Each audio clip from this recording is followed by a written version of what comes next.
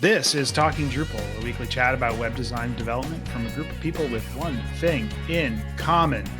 We love Drupal. This is episode 376, Burnout. Welcome to Talking Drupal. Today we're talking about Burnout with Jono Bacon. Jono has been building communities now for over 22 years. He has worked with over 200 businesses to help them build productive communities from early stage startups to Fortune 500 companies. He's the author of 5 books, including the award-winning People Power and The Art of Community. And he writes for Harvard Business Review, Forbes, and others. He's the creator of the Community Experience Masterclass and the Community Ignition Workshop, where he has trained hundreds of students in how to build communities. He includes people from a broad range of industries, including tech, consumer, fitness, gaming, entertainment, medicine, nonprofits, and more. Jono, welcome back to the show, and thanks for joining us. Hey everyone, it's nice to be back. It's nice to see you all again, your happy, smiling faces. So sometimes they're happy and smiling. If you look at the pictures for the podcast, sometimes they're confused, and sometimes they just range confused and upset. They're all over the place. Right. For those of you that don't know, I'm John Picozzi, Solutions Architect at EPAM, and today my co-hosts are, as usual, Nick Laughlin, founder of Enlightened Development. How's it going, Nick? Good morning. Happy to be here. And I have a new mic stand, so I've been fiddling with that for the last couple of days. It was Black Friday. Got a good deal on it. So hopefully that makes the audio a little bit better. I was going to ask you a question. So you got that on Black Friday. Did you succumb to an email, or was this something you just kind of like decided to pick up? No, I mean, I needed one that had a little bit more flexibility so I could have it kind of off to the side, because I think that was causing some interference over the last few weeks. So it was just the reason to pull the trigger.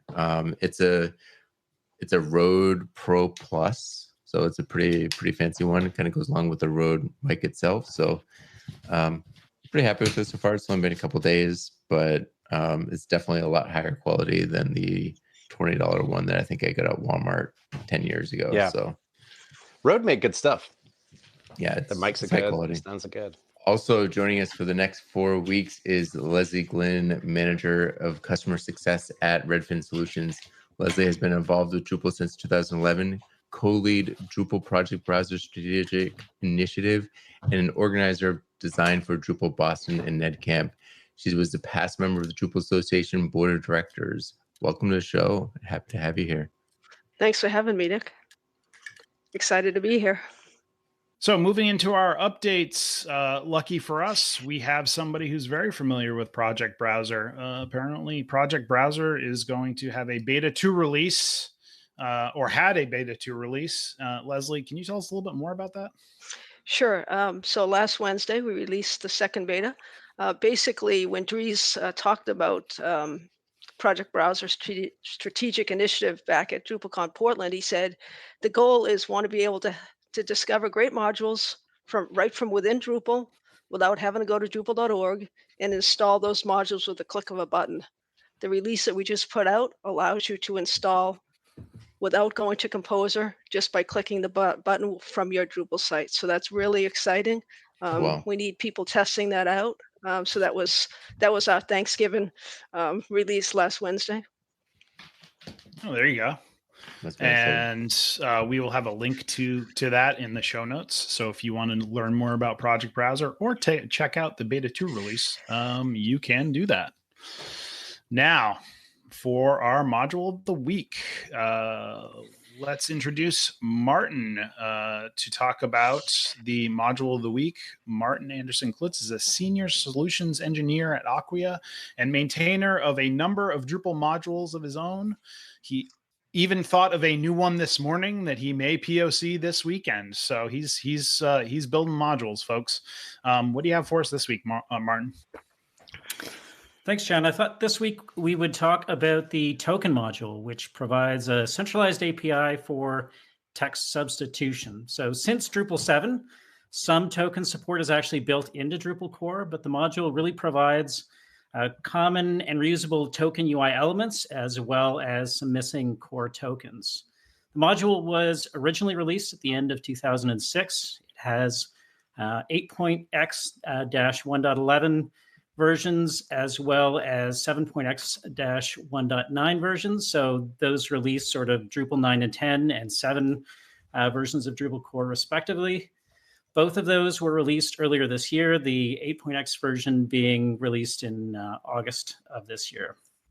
Now, Token itself has never been reviewed as a module of the week, although Token Tweak was actually covered back in episode 105 over 7 years ago now. In terms of sort of how well maintained it is frequently updated. It currently has almost 500 issues open, 172 of which are for the 8.x branch and 89 of those of which are bugs. So definitely lots of healthy discussion going on there. And the module is actually in use by over 650,000 Drupal sites, and almost 300,000 of those are using the 8.x branch. Has sort of a team of maintainers, both people who just are actively using it and contributing patches, as well as the maintainers. The user Berdir is the one who seems to be doing the 8.x releases of late. And really, just to give a little bit of extra background around exactly how the token module works. If anybody isn't familiar with tokens, they kind of act as placeholders for data that will be replaced when the content is rendered. So it could come from the node that's being displayed. It could be coming from the site configuration, or even the current user's profile, and really lots more. It's also possible to create custom tokens, which makes it a really powerful way to have complex logic to define exactly what the data is that will be used for that substitution. So lots of flexibility. There's also a very rich ecosystem of modules to provide additional tokens. But wanted to kind of open it up to the group. I suspect that probably almost everyone who's done extensive site building in Drupal at this point is probably used tokens at some point or another. But does anyone have cases that come to mind of where tokens were particularly powerful or maybe even challenging to use? So I think I can provide an example that covers both of those. Commerce, right? Commerce uses a lot of token replacement for email communications, order notifications, shipping notifications, and all sorts of even on-screen thank you messages and things like that. And usually they work great, right? But sometimes they can be challenging. Sometimes you have to build or add tokens to the token system for commerce sites. So I think that's kind of where I've experienced kind of the most frustration and the most benefit from tokens. I think it's on most sites that I work on too, but it's also one of those modules that I don't install manually. It's just a dependency of another module. I mean, I think meta tag depends on it, and I use it pretty heavily there. I've definitely used it with the storage module for setting up some default titles. So a module that you maintain. It's great. It's one of those utility modules. I understand why it's not in core, because it makes it easier to kind of update and keep up with contrib. But it's definitely one of those key modules that I feel like almost every site I build has it.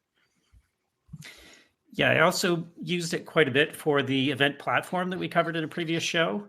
Again, to sort of work in a similar way to what John was talking about with Drupal Commerce. The idea being to have sort of a single place where an event organizer could go in and manage a lot of the data, and then really have sort of default email notifications and some of those other kinds of things that would again use tokens to sort of take that centrally managed data to insert that into some of that other kind of boilerplate text. Also, the other thing, and one of the reasons why I've had to write custom tokens is tokens are also used quite extensively by Acquia Site Studio. And so being able to write custom tokens can really provide a lot of more complex ways to use conditional logic and some of the things in use with that solution as well. Awesome. Tokens. It's one of those things. It's funny. Nick said, it usually gets installed as a dependency of another module, and I don't know that. Thinking about it, I don't think I've ever actually just installed tokens just to install tokens. It's always come along with something else and provided great flexibility and improvement. Right. Awesome. Thank you, Martin. Let's move on to our primary topic. So. The idea for this show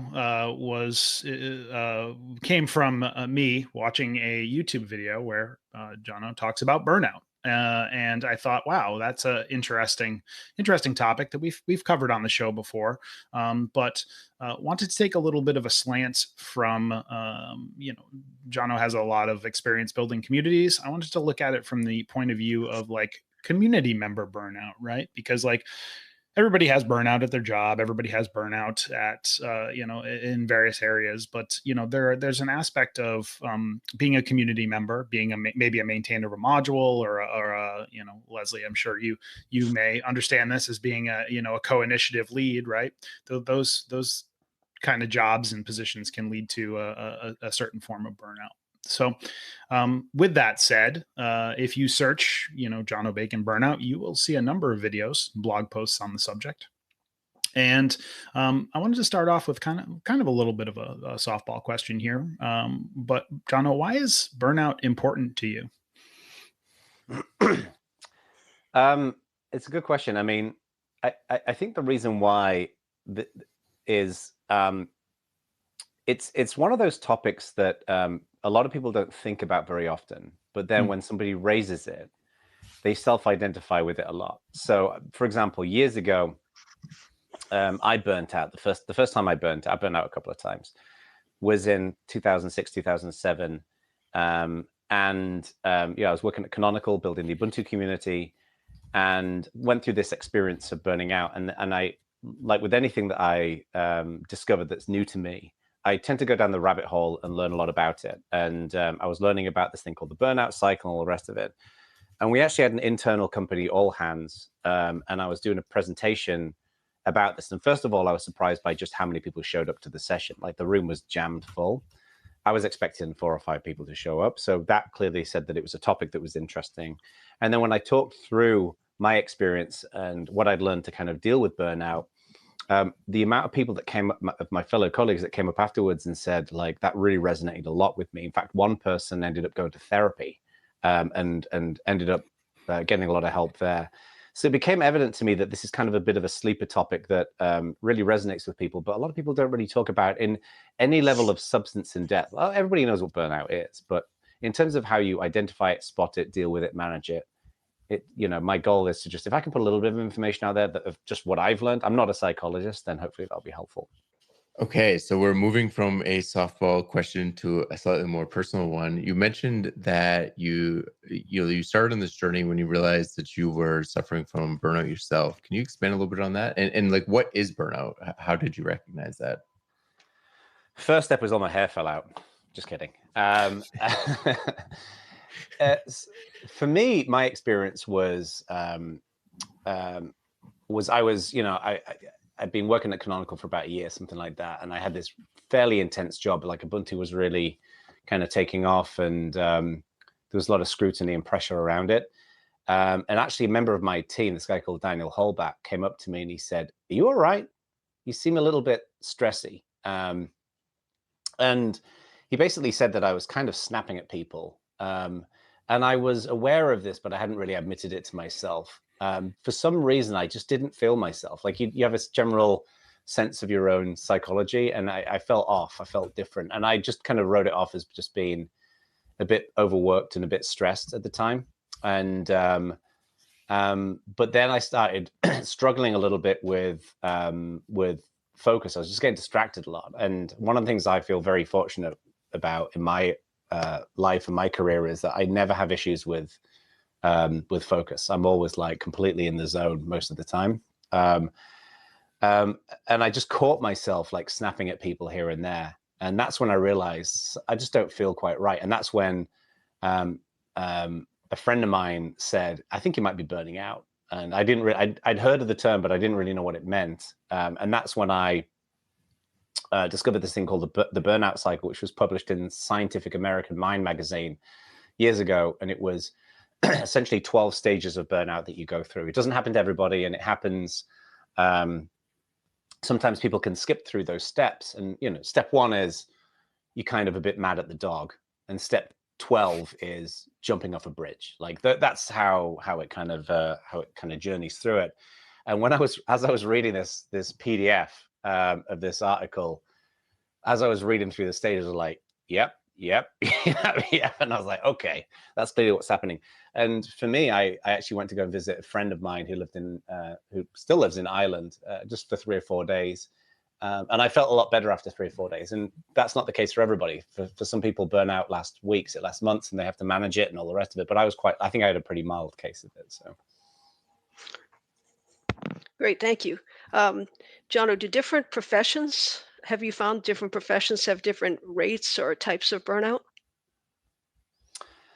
I think so. I mean, to me, burnout it's an amalgamation of stress. So every profession has some level of stress, but I think every profession has individual differing levels of stress, right? So, I've seen a lot of leaders in leadership roles. I know a lot of executives and founders who are running companies experience burnout, and sometimes that can be the most difficult situation because they're kind of on a pedestal where they're expected to lead and perform and all that kind of stuff. But if they're running out, for example, I know a lot of founders who've been running out of money in the last year or so.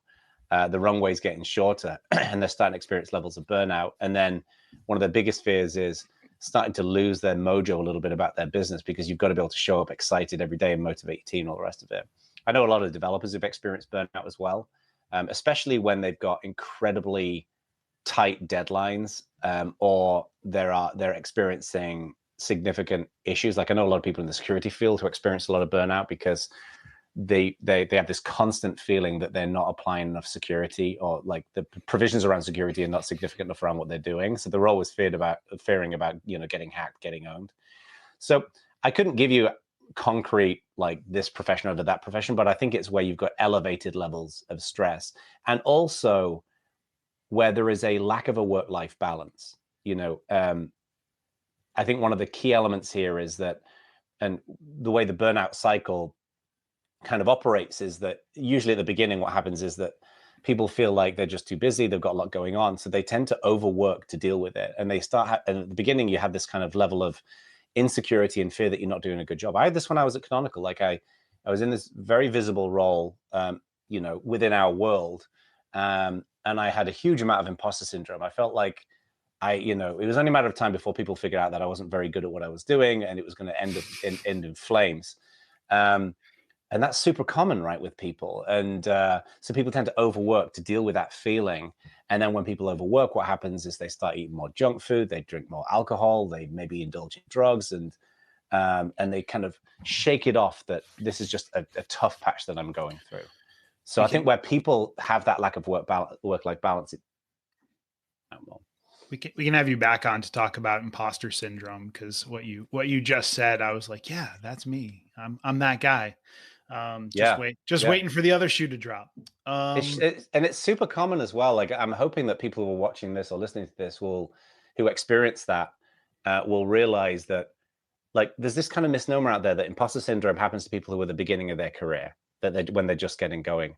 Not the case. Like I say, I mean, I'm not saying this to sound braggadocious, but like I work with a lot of companies and a lot of founders of companies and a lot of VCs as well who have crippling levels of imposter syndrome.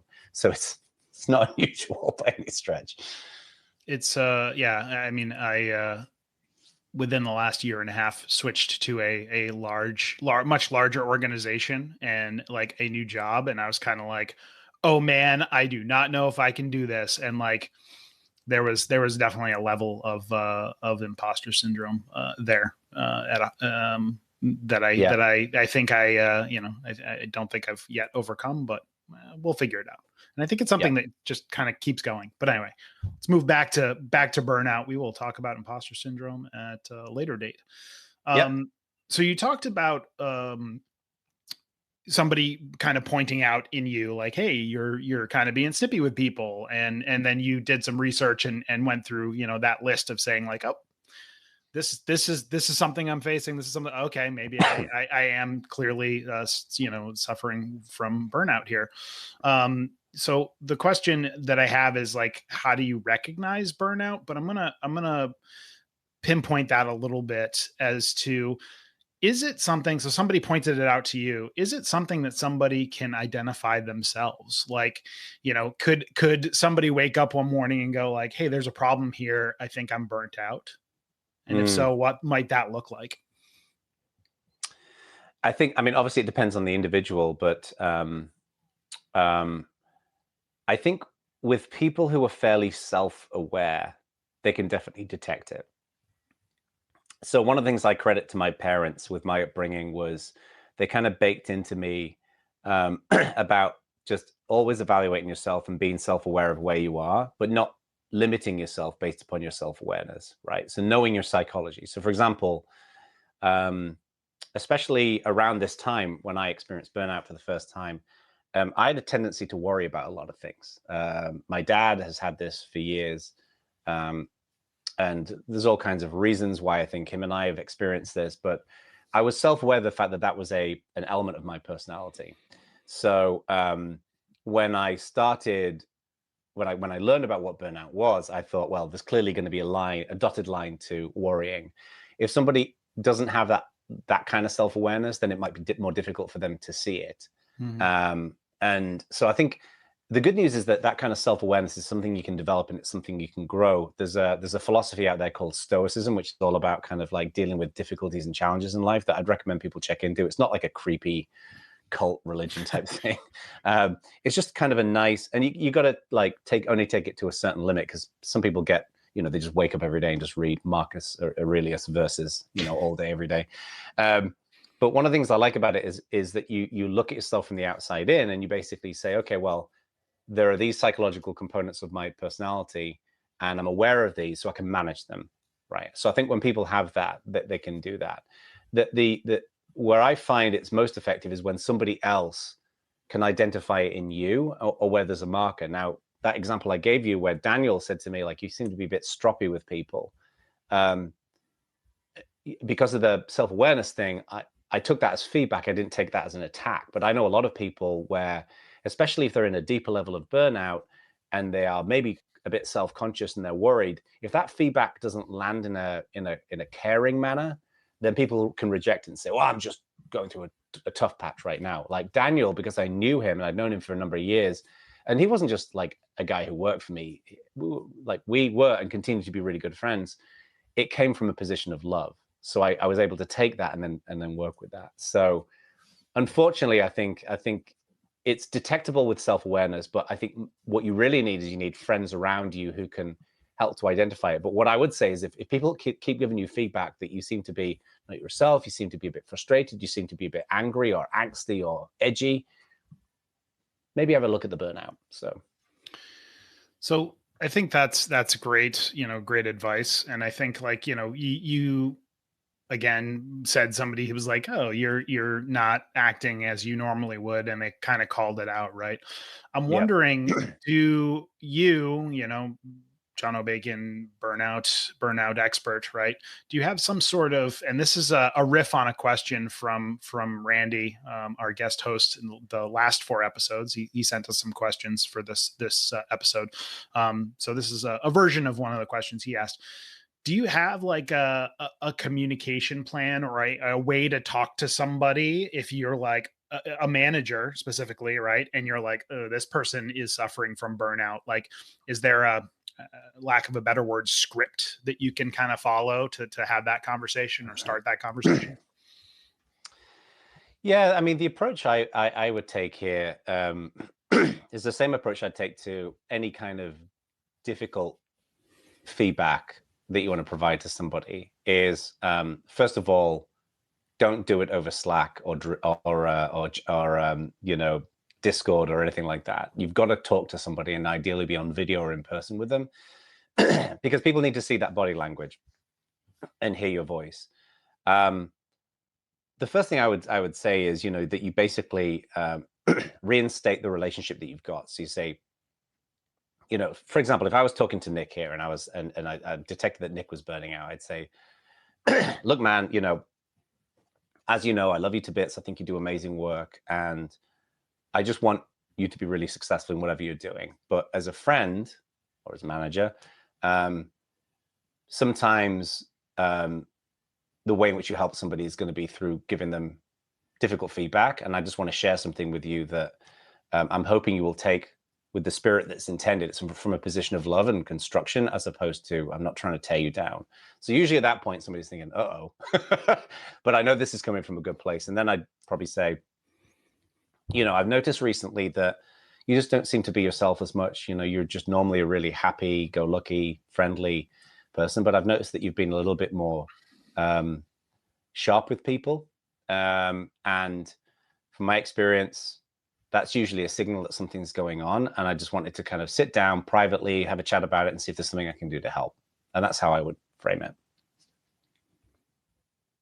Makes sense. Nick, we're going to have a conversation later, buddy. Yeah. I was like, that was deep. That's powerful. I mean, yeah, actually, you are fired, Nick, just so you know, from this podcast.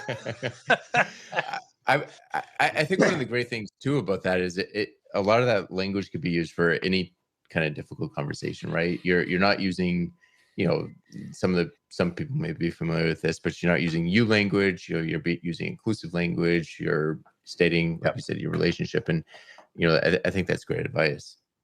I have self-admittedly have had a manager have that same sort of conversation with me, it was from the employee side of things. It was very, very impactful in the fact that I was like, oh, I did not even realize I was doing that thing that somebody called me out on, and like, that's terrible. I don't want to be perceived that way, so now I'm going to actively try to change it. Right? Just real quick on that. You just said something that triggered a thought in my mind. So two things. One is, from the position of, I do think we all need to take responsibility to provide a door that people can walk through. One of the biggest fears that I've had in my life is that I'm doing something wrong and people won't tell me. And one technique that I use to mitigate that, and I would encourage everybody to use this, is that whenever I talk to anybody, and I'd say the same thing to you folks, I always say, like, I'm unoffendable. And what I mean by that is, like, there's nothing somebody can say to me that's constructive that's going to upset or annoy me. Like, if somebody comes to me and says, you know what, Jono, I don't like what you're doing with this particular project, or I feel like your social media is not very good, or I didn't like the story that you told, or you said something that upset me, I will never be upset or angry when people give me that feedback. And I think people need to know that they've got permission to have those conversations. So one thing I'd encourage, is to, as a general rule, as everybody who's watching this talks to the world, just say that you don't have to use those. I say unoffendable because it's it's a very stark way of describing it. You might want to say, like, look, constructive feedback is not something I ever bristle with. But the other thing that you mentioned there, John, is it's amazing how many people don't realize what they're doing. There was a guy who was in the Ubuntu community who was a bit of a pain in everybody's butts at the time. Like, he wasn't really a member of the community, but he'd be super critical of everything we did. Every single blog post I put out, that other people put out, he'd be in there in the comment box complaining about something that was going on. And people started making jokes about him and sniping about him behind his back in the community.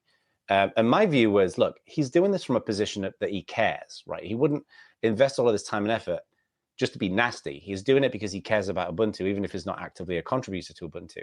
So I emailed him and I got on the phone with him one day, and I talked to him about it. And I said, I don't know if you know this, but people are kind of talking about you in this way, and I don't think it's very fair, but I just wanted to give you this feedback. And he had no idea. He had no idea he was behaving this way. And it turned out he had some low blood sugar thing where when he didn't have enough blood sugar, I guess, that he started becoming really snippy with people. But it made me realize that a lot of people, their behavior is not, they have no idea they're doing it. So I wanted to underline that point, John, because I think it's really important that we shouldn't assume ill will in everybody, Not to make light, but sometimes you just need to eat a Snickers, right?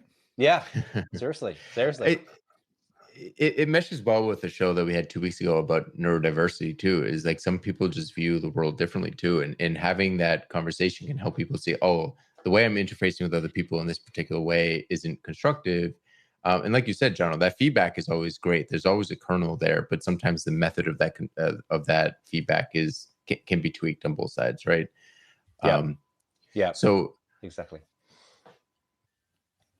Switching gears slightly, one of the things that, as we were preparing for the show, that I was thinking about that I'm curious if you have an opinion on is burnout itself. Is it?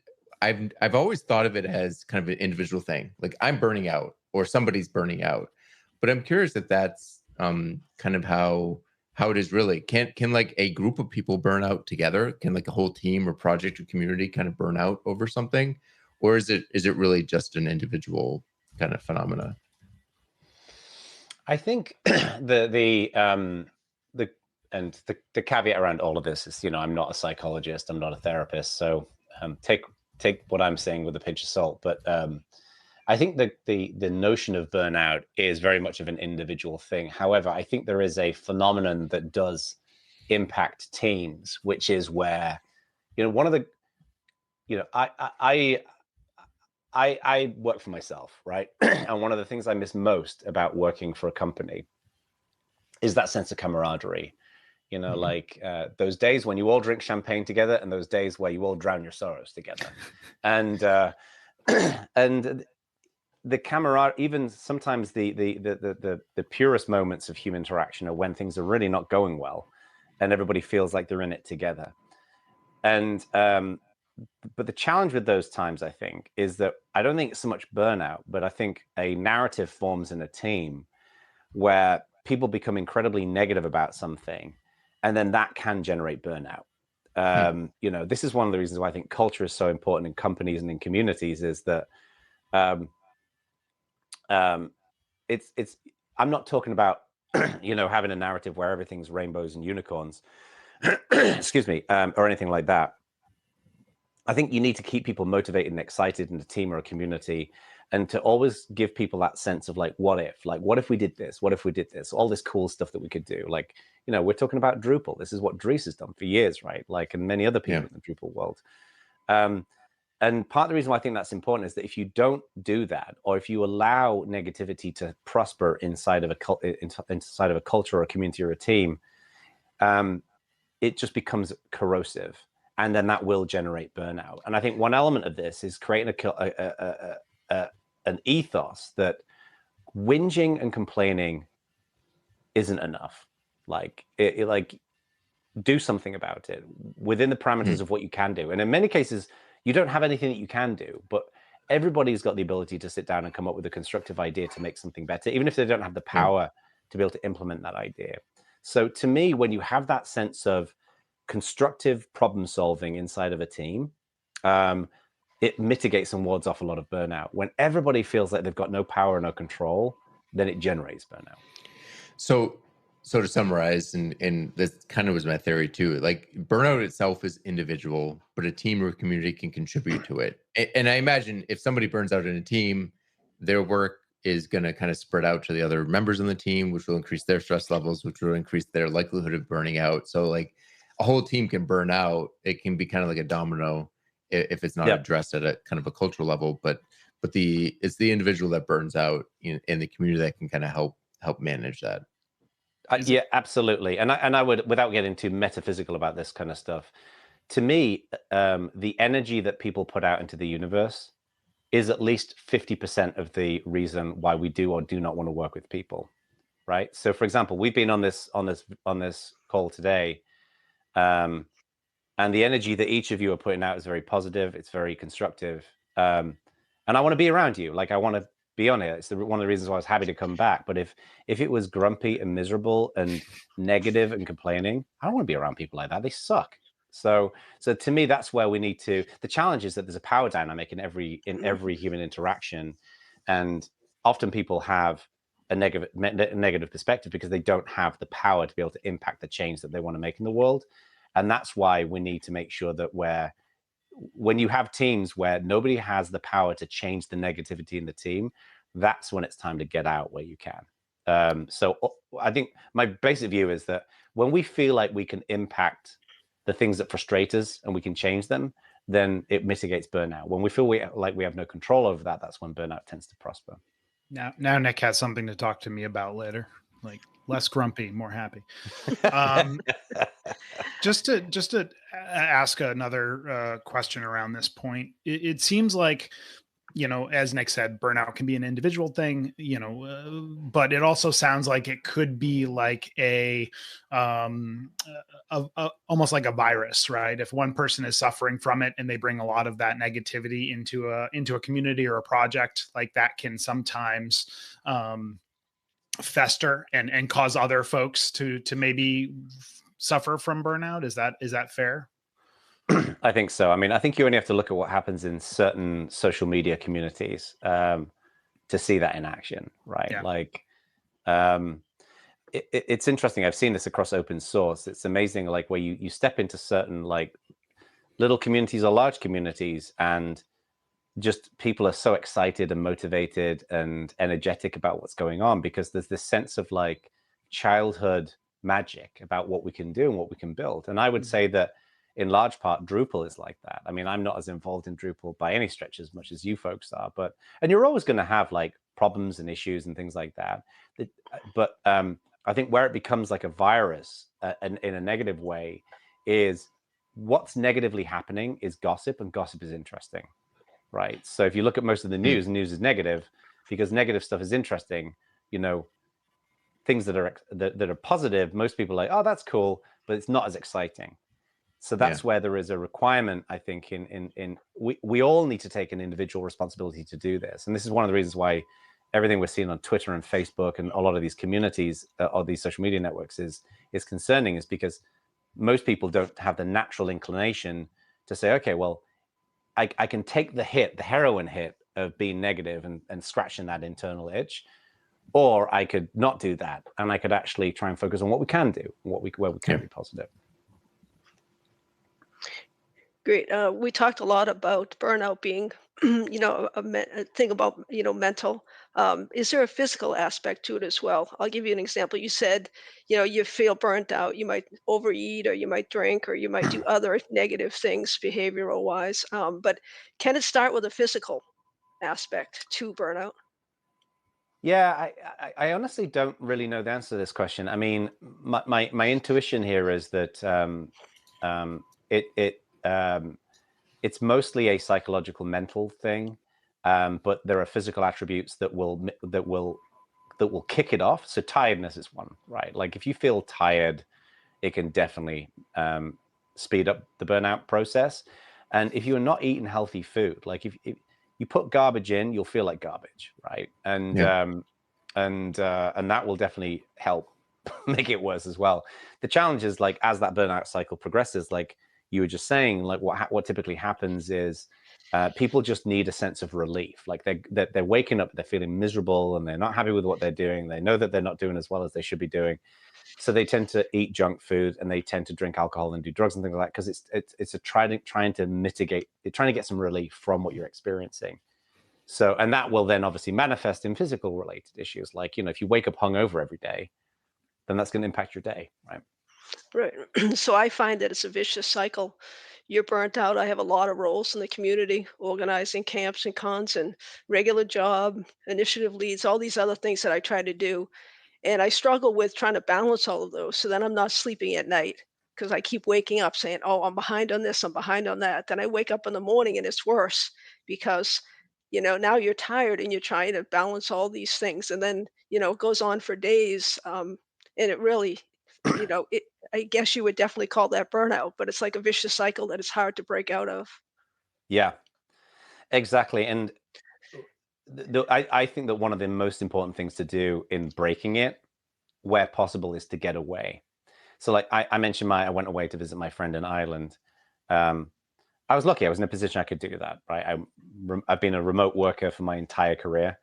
And I had the financial funds to be able to get on a EasyJet flight to Ireland. A lot of people can't do that. But what I would say is if like you're busy, working, got a family, all the rest of it, even just going for a drive can help. One of the things I do, this is a little bit of a detour, but it might be useful to people who are watching this.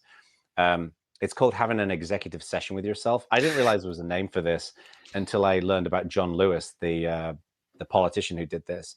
When I'm having a difficult time, when I feel stressed, when I feel like I'm stepping into burnout territory, I go for a drive by myself, and I talk to myself, and I basically have two alter egos. One is me, and then one is a pseudo therapist who's talking to me, and I literally talk out loud. That's why I drive, because if you do this walking around your local neighborhood, you look like a lunatic. And I basically walk through the thing that I'm worried about, the thing that I'm thinking about, and I essentially call myself my BS. And I will literally say, don't be stupid. Like, why would, like, this is happening and this is happening and this, I go through the data. Like, why would you think this way? It's stupid. And I actually give myself a pep talk. And I've met a lot of people who do this as well, but that's all within the context of getting away, like not sitting in front of your computer, getting out your house. So even if you can only get away for a 15-minute drive or go for a walk to a park where nobody's around so you don't look like a weirdo, definitely do that. Yep, that's great advice. Thank you. Interesting, because I just thought I was a weirdo because I used to, I'd talk to myself and be like, listen, you're being a jerk, like cut it out. And then I don't know if I saw a YouTube video you had done where you were talking about that, or you were on a podcast maybe talking about it. I was just like, kind of like, huh, all right, there's like a name for that. All right, I'm not I'm not nuts. Cool. Definitely do it in the car or with earbuds in as you're walking down the street, though. Exactly. And some people, I remember talking to this group one time and I was telling this story, and I've met a few people who don't like this, and they're like, no, you shouldn't do that. You should be really kind to yourself. And it's like, that doesn't work for me. Like, telling me that I have to be kind for myself doesn't work for me. What I need is a kick in the ass, right? I need to tell myself I'm being stupid. And that's my approach. So this might not be an approach for everybody. And not like, I don't know, I don't think you're being derogatory to yourself. Like, you're stupid, you're worthless, right? But it's like, sometimes you just need to be like, hey, listen, you're being a jerk, or you're just, that's just not smart, and here's why, right? Exactly. That's exactly the right balance. Yeah. And like you said, Jono, this might not be for everybody, but the part that I think is for everybody is, and again, this is kind of a callback to the neurodiversity show, but you're being intentional about thinking about what you're going through, how you're responding to it, both emotionally and like your actual actions, right? So, and that's the part that I think is helpful. However, you need to do that, but the important part is you're thinking about the circumstances you're in, the issue that you're in, and how you're reacting to it and how you want to be reacting to it, right? And kind of taking that step back and slowing it down and thinking about that is what allows you to kind of make how you want to act a reality, right? Yeah. Whereas if you're just living day to day and not thinking about it, you can get caught up in that cycle. Well, and I do think a huge element of this, and this is like those little executive sessions with yourself is like a microcosm of it, is, to me, it's all about taking back control. There's been a lot of talk in recent years about power and the power dynamic, and I think it's a very worthwhile conversation. I mean, the Me Too movement was a wonderful example of that, and continues to be. Outside of these horrible cases of like sexual abuse and all the rest of it that are going on, the underlying venom that's inside of that is power, right? It's someone exerting power over somebody else. And that's a very negative way in which power is applied. And I think one of the ways in which we can deal with burnout, in which we can prevent it in many cases, is that we claim our power back.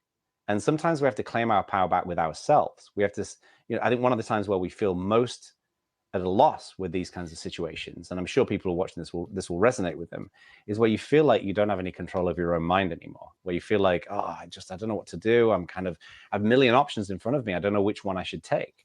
And, like, you're stood in front of YouTube, there's a million videos, which one do you watch first, kind of thing. And I think identifying that there is a power dynamic at play and reclaiming the power is important in so many walks of life like this. Like, if you go to a job interview and the person on the other side of the desk is interviewing you about a job, a lot of people feel like they have all the power in the room. It's common in recruiting world that if you want to interview better, you equalize the power. It's not just about, I want the job from you. It's that I've got a set of services that I can offer that may be valuable to you. I think we need to do the same thing. So when we go for that drive, or we go for a walk with earbuds in, we're basically saying, I'm not willing to be dominated by this sense of burnout. I'm going to take control. I'm going to make some choices, make some decisions that will rectify it. So let's take that and maybe expand upon it, or shift a little bit to more focus on community burnout, and burnout specifically for like members of a community, such as maybe the Drupal community, and specifically like maintainers or initiative leads, right? Like what do you think contributes to their burnout? They're working on a thing, a project, or a initiative, module, and like they've gotten to the point where they're identifying that they have burnout. Like, what do you think some of the things are there that can contribute to that? Yes, I think if we break it into maintainers and contributors, I think a huge chunk of what flows between both of those different types of roles is expectations, is setting expectations. So if you're a contributor and you're contributing to a module, say, and you go and like what we see all the time in open source, right? Somebody goes and they build a feature, and then they go and submit a pull request, and it turns into this long drawn out conversation about, well, you didn't do it this way, you didn't do it this way, you didn't do it this way. That's really frustrating for the contributor. And then eventually gets in, but it was a bit of a nightmare. And 9 times out of 10, that's expectations weren't aligned. Like the code contribution process was not clearly defined. So consequently, someone did a ton of work. The biggest risk of open source is somebody does a ton of work. They've made this really nice gift for everybody, and then really fussy about how you receive that gift. So I think if we set those expectations up front, like when I'm setting expectations with gifts for my son, we say, no junk food, right? So I think that's one element. But then on the maintainer side of things, I think where maintainers often will experience burnout is that they're overwhelmed by people want this. They've got a million different issues to deal with. They've got pull requests coming from all angles. And there are many cases volunteers. They're doing it in their spare time. They've got a million other things that they're focusing on and that they need to take care of. So they've got all of this push on them, and they just feel overwhelmed. And interestingly, there's an analogy here with email. Like people often feel overwhelmed that they get too much email and they're leaving things on the table and they're taking too long to respond. The thing about if you look at maintainers and email and issues and pull requests is they're all to-do lists that other items too, right? So just because somebody submits an issue doesn't mean you have to respond to it.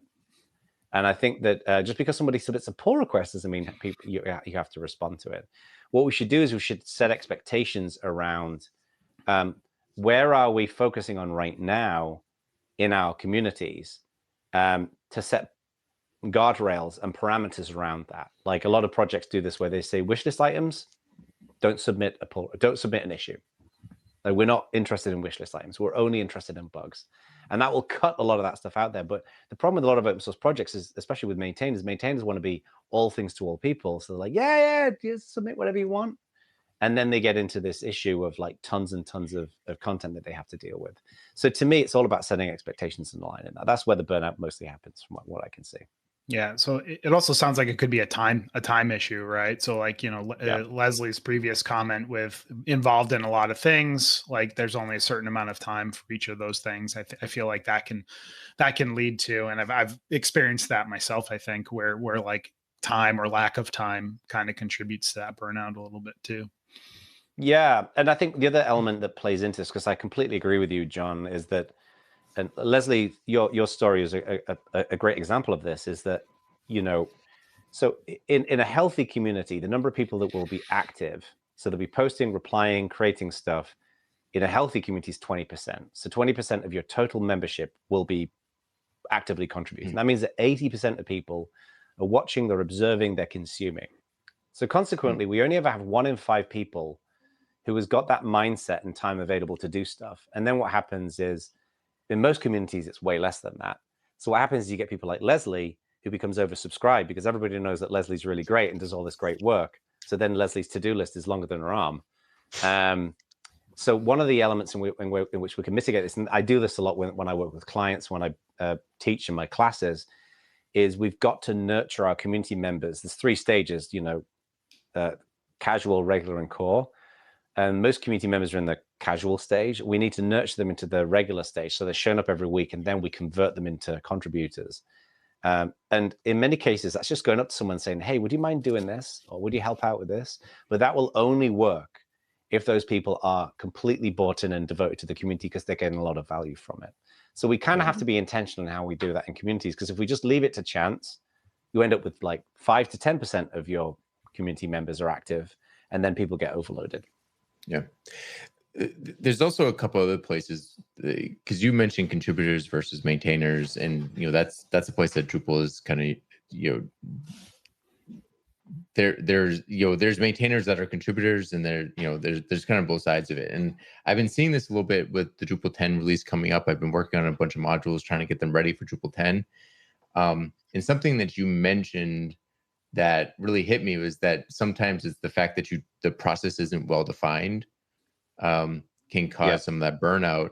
And I'm curious about something, because it's kind of conflicting with Drupal specifically. It sounds like there's kind of 2 conflicting things to prevent burnout. So if you're a maintainer of a module, one of the things that can help prevent burnout is giving you as much control over the process as possible, right? And Drupal does a fair amount of that. Like if you're a module maintainer, you can decide which issues to take on. You can decide whether to use merge requests or patches. You can decide how your semantic versioning works. You can decide which versions of Drupal to support, right? Yep. As a contributor, though, that inconsistency can sometimes be a little disconcerting, though, because one module, you do it this way and that will get merged in. If you see an issue that you can fix, you fix it, it gets merged in, it gets released right away. Another module, it might sit there for 3 months, 6 months, a year, or might never get merged in. So I wonder, I'm curious what your thoughts are on how do you balance those 2 things? Because you don't want to make it ultra rigid for the maintainer of the module, because that will contribute, people just won't become maintainers if they can't do it their way. But you also want some consistency for the people trying to become, especially first-time contributors. How do you balance that? To me, there's kind of a magical mix of philosophy and tactics. So I was actually literally having a conversation with a client of mine yesterday about this, where they've got a very, very popular open source project. They've got thousands of people who are using it, but they have just a couple of people who are actually contributing to it. And one of the things that when we peeled the onion that we identified was that there was no philosophical narrative around it. There was no this is where we want to get to. This is what we want to do. This is where we see the opportunity, where you get people excited about the impact of that software on the world. And that's the philosophical piece. And I think you always need that, because then you can say this is the direction that we're going in, and it helps to align your contributors with what you're doing, right? And you make that very open, very flexible, you don't weld people to it, but it gives people the motivation that they can have an impact.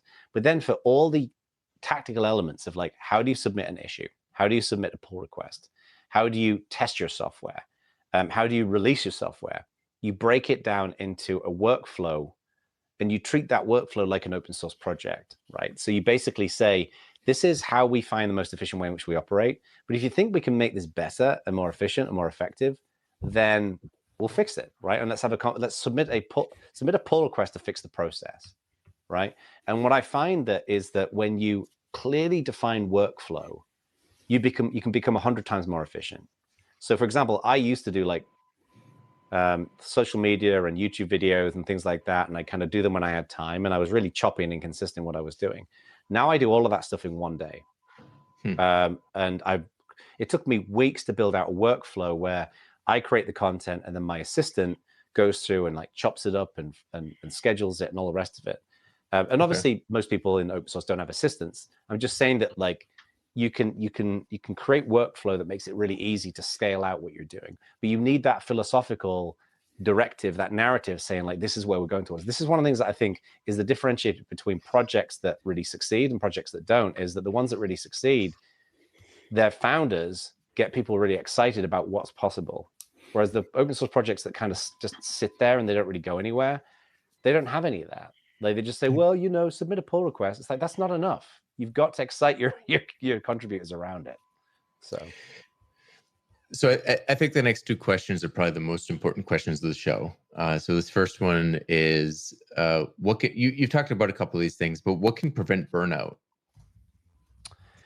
So I think one thing is we have to take responsibility over our own psychology.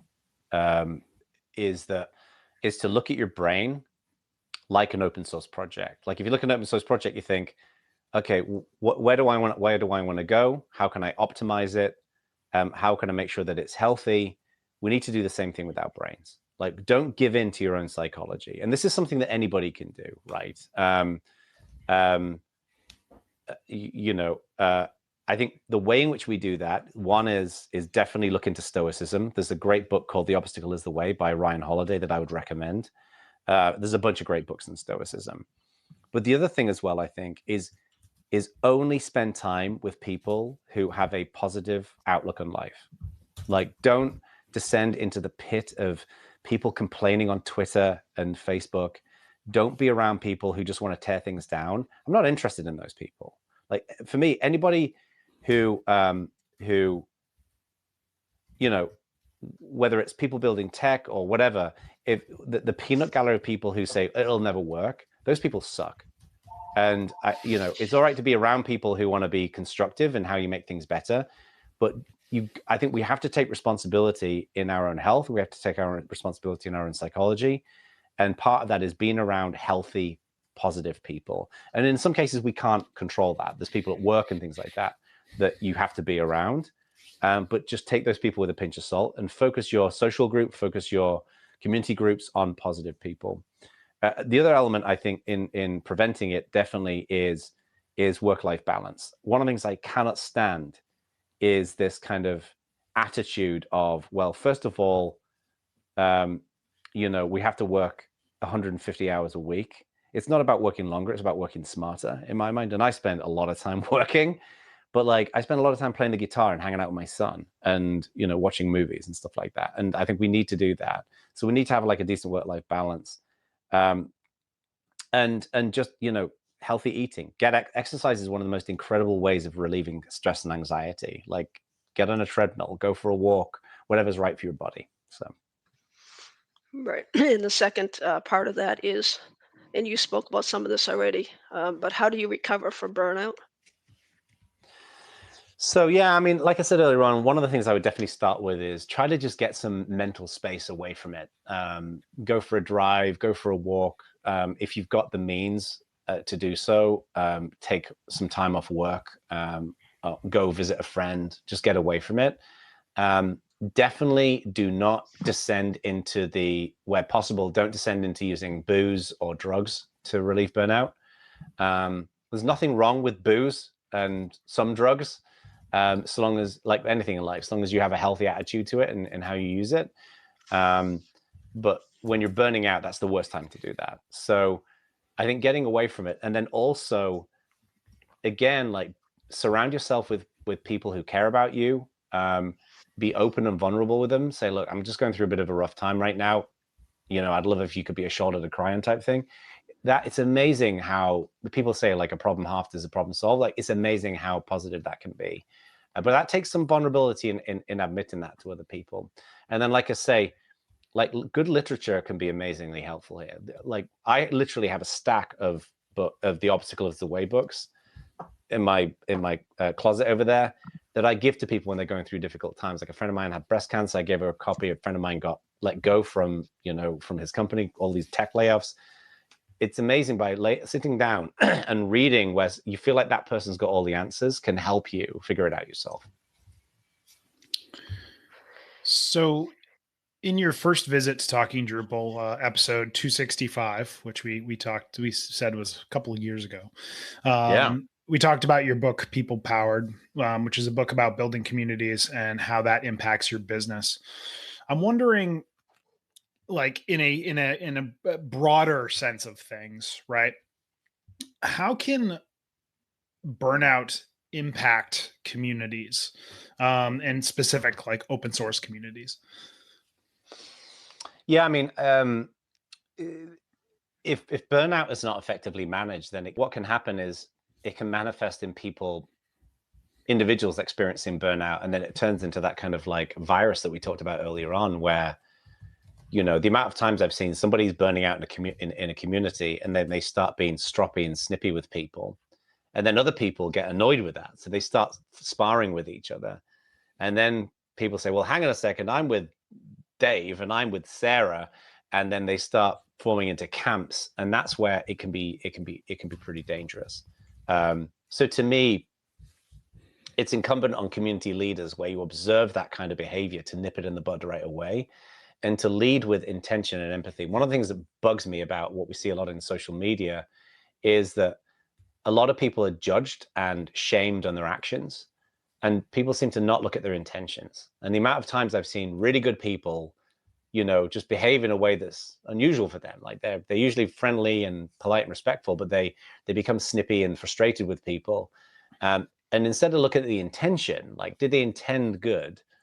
They look at the words. And we all misspeak. We all say stupid things from time to time. So as a community leader, look at the intention. If you know somebody who's normally pretty good and they're not themselves, then clearly their intentions are good, but they're just not themselves. That's where you want to kind of step in and see if you can, offer them a helpful word. Mhm. I regularly say stupid things, so I understand that Same completely. In your consulting work, Jono, have you had opportunities to help communities overcome burnout problems specifically? Yeah, a whole bunch, within communities as well as within companies as well. I have a weird job because I often come in to help build or optimize a community. But then what happens is, because a company a community that a company is building is so intrinsically linked with the culture of the company itself, in many cases I end up kind of becoming a bit of a therapist for the executive team. And sometimes that's really helpful, because sometimes you just need an objective third party who can kind of gently really speak to what's actually happening, where nobody in that team can really speak to that. So, to me, the way companies operate, the way communities operate, it's just human psychology. So we just need to apply the right things at the right time. I mean, that's true of all consultants, though, right? Consultants are hired to tell the executive team something that somebody on their team has already been telling them. It's true. Yeah, it's kind of a roundabout way of doing it. Yeah. Yep. So I'm curious. So we've talked a lot about burnout. We've talked a lot about signs to recognizing yourself and in others, and talked about how it can become kind of a cascading problem in a community. But even in the best like community, there's going to be individual instances of burnout. I mean, because sometimes burnout comes not from a specific community or from the job. It's a variety of factors. Somebody might be working 2 jobs, or they might be maybe they just had a baby and they're not getting the sleep that they're used to. But what are some signs that a manager or community leader can watch out for to be like, this burnout issue is a systemic problem on this team? This is something we need a culture change to help manage this, versus, hey, this person needs to take a vacation and manage it and they need some extra support. What are things that they can watch out for to be like, hey, we need to take a step back and we really need to hire Jono to consult and figure out how we fix this? Yeah, step 1. These are the things I would recommend all leaders of teams or community leaders, maintainers look at. One is, what is the narrative of the team or community that you're operating? Like, do you have a positive, forward-focusing? Are you getting people excited and motivated about what you can do, right? The reason why people join companies and communities, in many cases, is that adventure for the unknown and doing cool things, especially in open source, where we can actually create software and documentation and translations and run local groups and whatever else to really do that. If that narrative is missing, create it. If that narrative is negative, fix it. So that's the first thing I would look at. The second thing is where you see stark changes in behavior, where people who are ordinarily really fun and dynamic become a little bit sullen and maybe frustrated or annoyed. That is the canary in the coal mine for something is up. Okay. So sit down with them, rewind back to the section earlier on in this discussion where we kind of approach that conversation. That's one thing I would do. And then the other element I think here is, I mentioned like the power dynamic a few times. I think what we always need to do is, the vast majority, people always talk about like leaders versus followers. It's true. Like the vast majority of people in the world are followers. They need someone to guide them in the right direction.